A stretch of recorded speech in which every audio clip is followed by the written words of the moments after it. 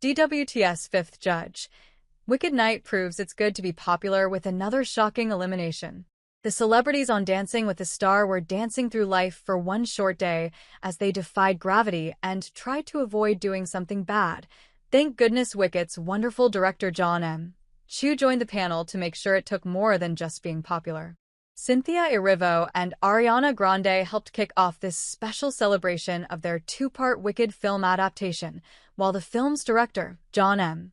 Chu, joined the judges panel and choreographer Christopher Scott was on hand for the opening number. When Dancing with the Stars does a Wicked-themed night, they go all in. The night was also framed to tell the story of the friendship between Elphaba and Galinda across the Broadway musical, and thus representing both films, in chronological order, giving fans a narrative of sorts that ran through the night, with ongoing narration by Erivo, Grande, Jonathan Bailey, and Michelle Yeoh. The result was a fun evening and a format we'd love to see repeated with other theme nights. It seemed to invigorate the stars to be part of the storytelling and be part of such a moment as Wicked has been these past 2 years. Certainly, we got some of our strongest dances of the season, including the judges handing out their first 10s of the season, who defied gravity and who found out no good deed goes unpunished. Will Andy Richter continue to prove the value of being popular with the audience, or was this the night that his Dancing with the Stars journey ended for good? There's only one way to find out, and that's to join us on a trip to Oz. Wicked Medley, they really pulled out all the stops for this compelling whirlwind of an opening number choreographed by Christopher Scott, who also choreographed the film, Don't You Know, that incorporated full dance segments from Derek and our hosts, Alfonso Ribeiro and Julianne Hough. It was a great way to kick off a packed night of celebration as we got everything from frantic tornadic dancing to elegance, powerful partnering, and even some defying gravity. Natch. Cynthia Erivo and Ariana Grande even filmed a pre-taped intro sequence that was both charming and awkward in equal measure. The Wizard and I, Cynthia Erivo F. Michelle Yeoh. Contemporary usually allows a celerity to immerse themselves in the feeling and let go, but Scott looked more retracted and insecure than ever. He was playing catch-up from the beginning, rushing through his moves and doing the exact opposite of filling the space, the very note he's supposed to be working on. Everything felt like he was just in a hurry to get to the next part and get through the piece, which killed the through line of story. It had no sincerity and was a colossal step back for Scott. What is this feeling? Cynthia Erivo and Ariana Grande, a great cheeky bit of choreography from Val that would have felt right at home on the Broadway stage. He and Alex were great at staying in character as Galinda and Elphaba sizing one another up as new roommates. The curiosity paired with instant disdain was on full display, as was their incredible chemistry as partners. Alex continues to shine with the professionalism as a dancer that really helps her stand out. Jazz, Dancing Through Life. Jonathan Bailey F., Cynthia Erivo, Ariana Grande, Ethan Slater, and Melissa Bode. Robert continues his upward trajectory begun last week with a very sharp and powerful performance throughout this jazz piece. It was athletic and very fun. He still needs to work on transitioning smoothly from one step to the next while still finishing each of them. We saw him preparing for his next moment by cutting short one hold to set up the next more than once through this piece, and that breaks the flow.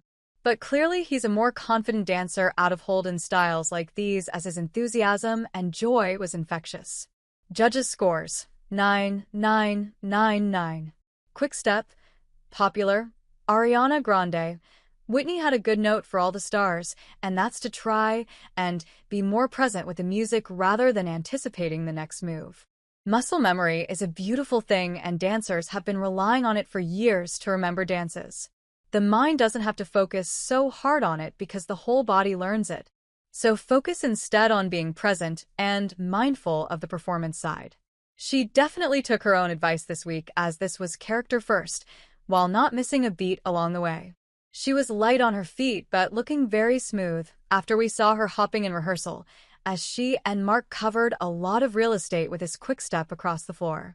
Her frame was tight and her footwork concise, which is a lot of moving pieces to keep straight. But she trusted in herself and that muscle memory, clearly, to excel.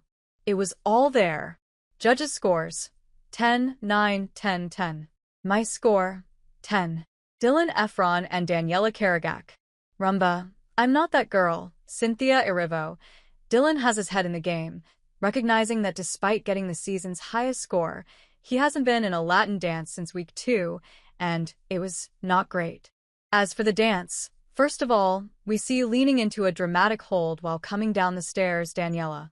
She brought so much passion to her side. There was no way Dylan was going to be able to match her, but he did an admirable job of being with her step by step. His hips were strong, but we saw a floppy arm during those final turns. He needs to keep his entire body in the intensity of the dance, but this was a fantastic piece, and he handled it very well. Judges' scores, 8, 8, 8, 8. My score, 8. Jazz. One Short Day. Cynthia Erivo, Ariana Grande, Kristen Chenoweth, and Idina Menzel F. Michael McCory Rose. Andy was definitely thinking his way through this walkthrough of what could have been a fun piece. The tempo of the dance was definitely very slow, but he was doing the choreography, even if it was incredibly lackluster. He promised us performance, and this was the least amount of character we've ever seen from him. It looks like he's really trying to focus on getting the dance right, which we applaud, but losing his face in the process. He's never going to be a great dancer, but at least we see him trying and improving incrementally. Judges' scores, 7, 6, 7, 7. My score, 5. Elaine Hendricks and Alan Burson. Contemporary. Defying Gravity. Cynthia Erivo F. Ariana Grande. What an incredible and unexpected ending to this piece. Elaine had her Elphaba moment, and it was spectacular, even if it cost her time on the floor with Alan, who really sold the story leading up to that moment.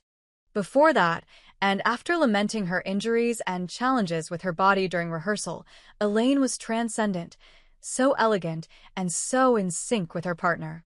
That drop almost to the floor was breathtaking, and through all the lifts and holds, her poise and strength were relentless. She really embodied this gorgeously choreographed piece in a way that was inspiring. Judges' scores, 9, 9, 9, 9.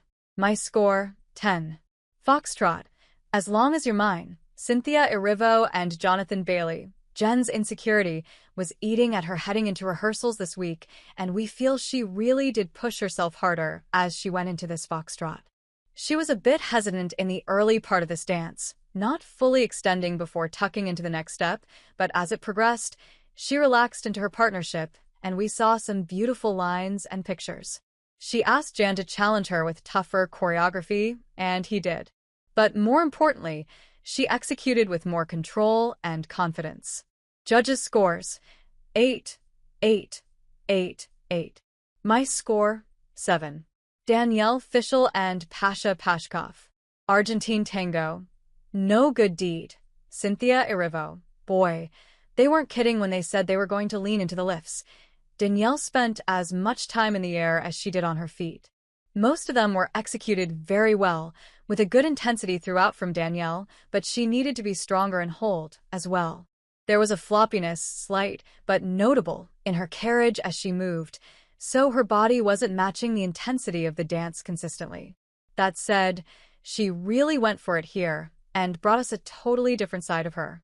With a little more intensity and intention in her motions outside of the lifts, which were probably very much on her mind, this would have been even more powerful. But she is showing the growth we've been needing to see from her. And that final hold. Judges' scores, 9, 9, 9, 9. My score, 8. Jordan Childs and Ezra Sosa. Rumba. For Good. Cynthia Erivo and Ariana Grande. Wow, every single moment, line, limb, and even finger was used with perfect precision to tell the story. There was nothing wasted in this flawless execution. Jordan moved with so much intention from start to finish. She tackled this like she's been dancing for years, and it was utterly mesmerizing. We drilled down to finger not just in a nod to them giving space, but because that's how specific she was throughout. We could not stop watching her move as every single motion served the dance. This was the best dance of the season so far, and to pull it off with a rumba is no small feat. Judges' scores, 10, 9, 10, 10. My score, 10. Final results. Nobody was getting a pass tonight after last week's non-elimination non-surprise, with this week's show not really changing the overall rankings of this season's remaining contestants. That means Andy Richter remains in the danger zone, and beloved by viewers. That continues to spell danger for those just above him, including Scott Hoying, Jen Affleck, and Danielle Fishel. It really does feel like Danielle had a breakthrough week, though, and we know her fanbase is strong. And above her, you're looking at people who really are contending for this season's title. Is she getting into that conversation? So for us, it comes down to Scott and Jen this week. Overall, Jen has had a stronger season, but she's also been stagnating, not really giving us the growth we want to be seeing at this midway point of the season. Scott had been showing growth, but took a massive step backwards this week with a very awkward performance. Jen, on the other hand, took a step forward finally, so we had to give her the edge. The first couples sent to safety were Danielle and Pasha, who dropped her jaw, and Jordan and Ezra, who recreated their oddly viral reaction from a few weeks ago by flipping the script and having Jordan pick her up. He, of course, echoed her comment that saw people calling her a mean girl, saying, "You can put me down now." They were followed out of the ballroom by Whitney and Mark, Alex and Val, Robert and Whitney, and Jen and January. That left Andy and Emma, Scott and Riley, Elaine and Alan, and Dylan and Daniela on the floor, with half of that grouping in the middle of the pack and the other at the bottom too, based on judges' scores. Elaine then continued her remarkable night with good news for her and Alan. With the not, necessarily, the bottom three revealed, it felt pretty clear that this would be the end for Scott. Andy will probably ride along until he knocks out at least one strong couple, and then the audience will finally shift their focus on who could actually win. It's a pattern that repeats year after year. In the end, it was indeed Scott's time to go, with the Pentatonic's Grammy winner graceful in defeat. With his exit, though, there are fewer and fewer places for Andy to hide. Will he continue to show growth and defy the odds, or will Halloween spell his doom?